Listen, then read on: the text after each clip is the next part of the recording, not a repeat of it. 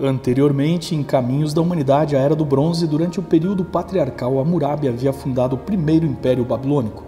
Em 1700, os povos da ilha do Chipre estavam exportando bronze para todo o Mediterrâneo.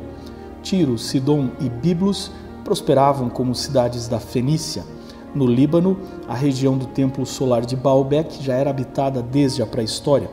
Os romanos construíram um templo nas ruínas de um templo grego, que por sua vez fora construído sobre um complexo religioso muito mais antigo, que é datado da Era do Bronze em 1600 a.C.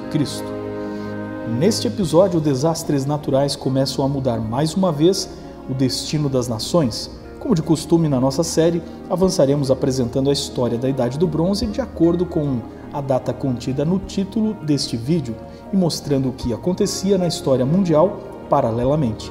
Confira os outros vídeos desta série na sequência correta de acordo com o número contido no final do título do vídeo. Você confere ainda na nossa bibliografia e indicações para outros vídeos nas descrições abaixo do título. Deixe seus comentários, lembrando de respeitar as ideias dos outros como gostaria que respeitasse as suas. Curta, compartilhe, inscreva-se e acione o sino de notificações para receber mais vídeos a respeito de civilizações e culturas antigas.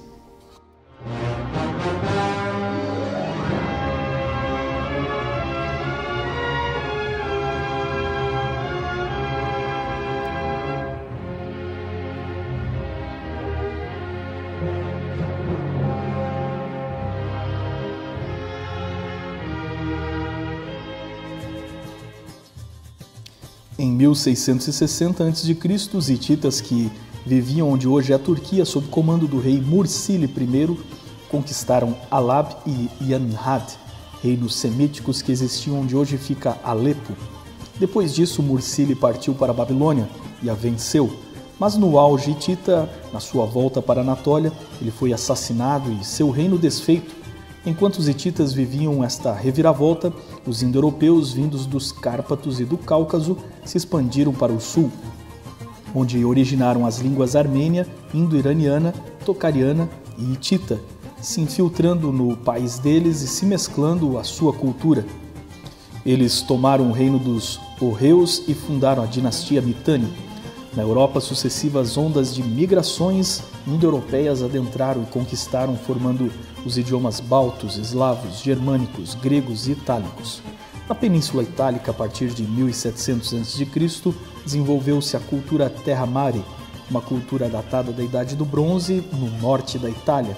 Suas aldeias foram finalmente abandonadas pela falta de recursos e sugere-se que eles se tornaram, no futuro, os pelasgos, tirrenos ou até mesmo os etruscos. Nas ilhas da Córcega e Sardenha, a civilização nurágica alvoreceu na Idade dos Metais e prosperou com a extração do cobre, chumbo, estanho e ligas metálicas que potencializaram armas e ferramentas. Eles construíram os nurages, torres de pedra de significado desconhecido.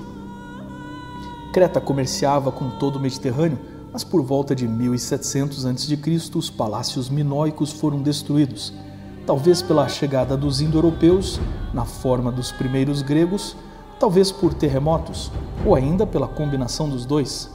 Mas a seguir, os minoanos renasceram tendo Knossos como a mais rica e poderosa cidade da ilha.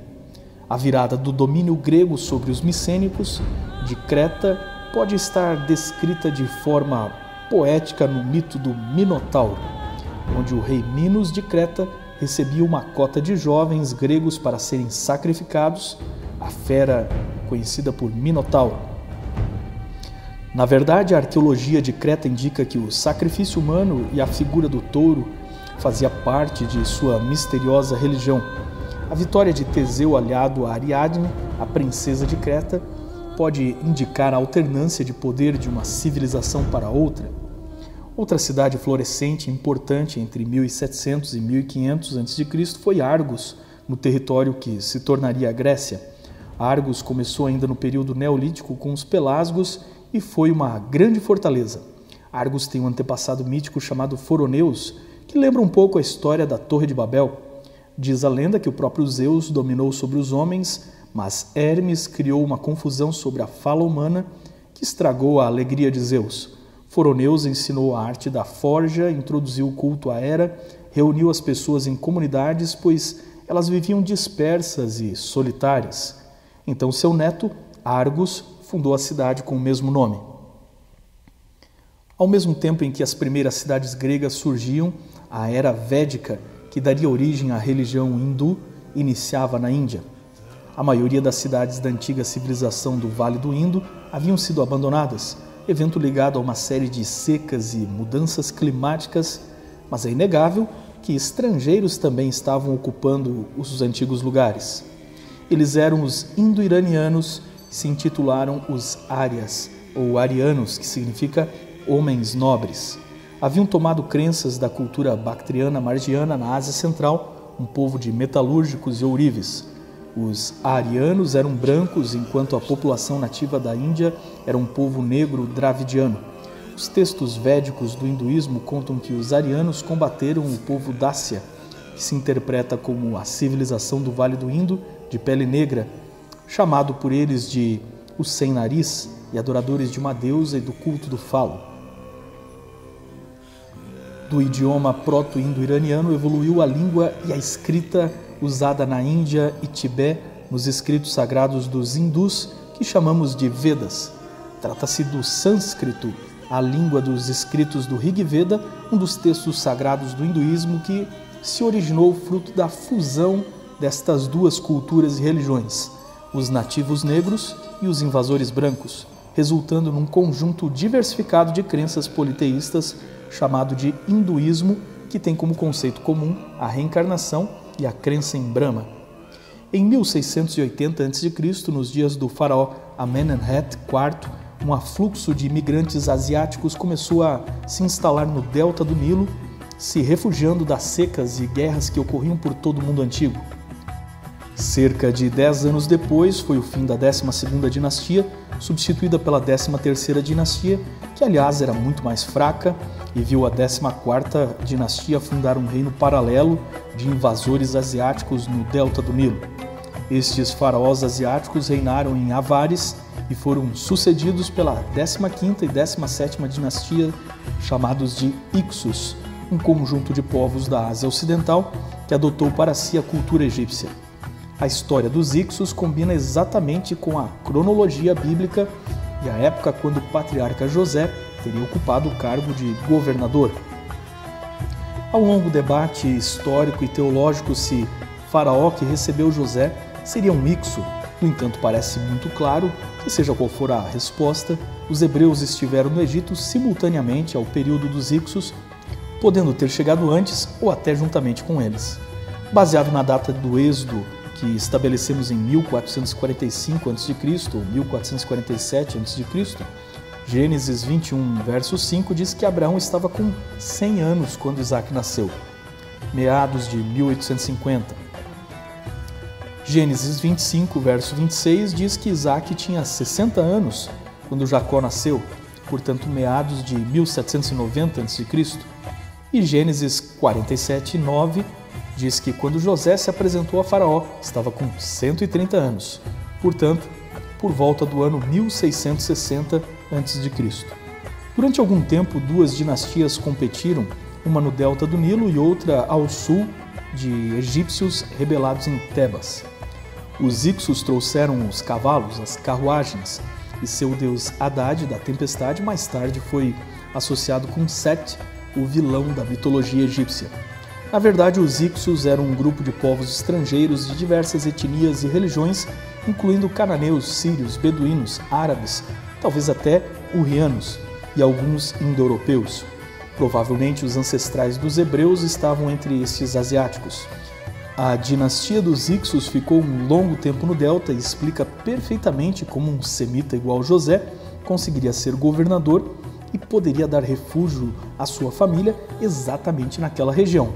Hicsos e hebreus falavam línguas muito parecidas, eram provavelmente semelhantes fisicamente por serem asiáticos, eram estrangeiros e até seus nomes eram parecidos, o que mostra o quanto sua cultura tinha em comum.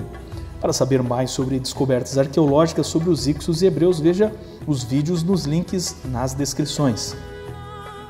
Por volta deste mesmo século ocorreu a erupção minoica na ilha de Thera, hoje conhecida como Santorini, tão grande que devastou as ilhas próximas com tsunamis entre 35 e 150 metros. Datações de radiocarbono e da arqueologia têm datado entre 1627 e 1540, uma época de grandes desastres naturais. Qualquer que seja a data, a erupção ocorrida no final do período minoano pode ter influenciado no final da civilização de Creta. Alguns acreditam que a erupção de Santorini inspirou a Teogonia de Hesíodo, que narra a Batalha dos Deuses. Outros acreditam que teria inspirado o mito de Atlântida, narrado por Platão. O certo é que em 1627 ocorreu um resfriamento universal registrado nos anéis de crescimento das árvores desta época, o que indica um mundo em grandes mudanças geológicas. Fumaça vulcânica pode ter refletido a luz solar e produzido uma queda na temperatura mundial. A dinastia Shang, no poder desde 1700 a.C., de acordo com os Anais de Bambu, uma das mais antigas literaturas chinesas, registrou que uma névoa amarela, um sol opaco, geada no verão e fome tomaram a China. Secas na China, secas na Índia, colapso da civilização de Creta, erupção de Santorini causando um inverno vulcânico, invasão de semitas no delta do Nilo, tudo na mesma época em que a cronologia bíblica aponta para a migração da família de Jacó ao Egito. Estes grandes distúrbios climáticos com frio e secas no mundo inteiro estariam relacionados à grande fome de 7 anos descrita na história bíblica de José do Egito? Talvez, mas certamente o período de migrações de semitas para o Egito coincidem exatamente com a cronologia bíblica e a história da família de Jacó descendo ao delta do Nilo. Tudo leva a crer que tanto a Bíblia e a história apontam para alguns séculos de bruscas mudanças climáticas, inconstância geológica, desastres naturais e migrações que mudaram a história. Este é o contexto e pano de fundo mundial de uma das histórias bíblicas mais lindas. José é a história sobre força de superação, honra e especialmente sobre o perdão. José é uma história mostrando como Deus age nas injustiças que sofremos, pensando num bem maior que não podemos ver num primeiro momento. Mas se você quiser realmente conhecer essa história, aí não adianta ouvir falar, você tem que ler e está na Bíblia a partir do capítulo 37 de Gênesis. Um abraço e até a próxima.